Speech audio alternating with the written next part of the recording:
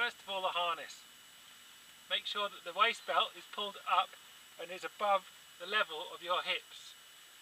You can then tighten up the waist belt, and secondary to that you can then take the slack out of the leg loops. The other thing is that you need to make sure that your jackets, whatever jackets you have on, are tucked in so that everyone can see the buckle, central point, and you can easily access your gear loops. Okay, now then, before you start tying in, you need to flake out the rope. But in doing that, you may as well find the middle and make a marker point on it. Then what we can do from the middle is work out how much space we want between me and my friend. So for me it's going to be 10 meters. So that's going to be 2 meters doubled, 4, 6, 8, 10, and a little bit for luck. And now what I do is I put in a marker knot.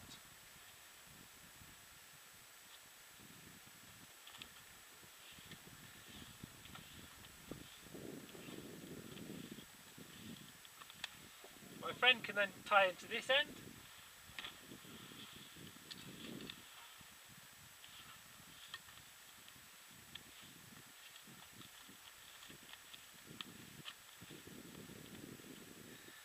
And I can tie into this end. So we use a figure of 8. And we make sure that the figure of 8 is at about the middle of the chest when the other end of the rope is at arm stretch.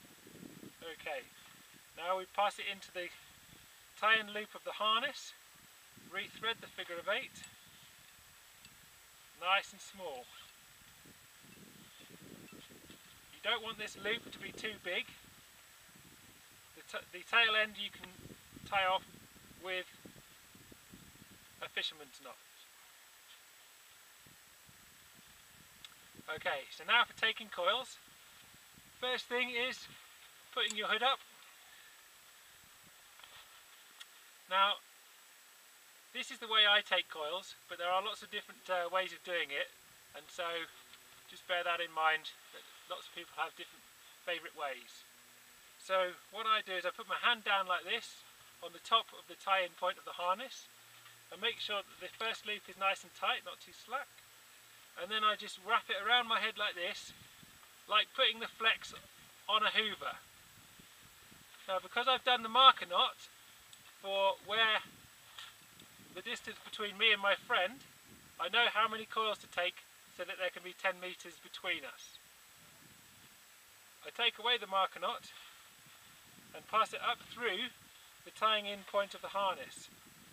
It then comes round and out like this, and at this point I always make sure that there's no slack coils.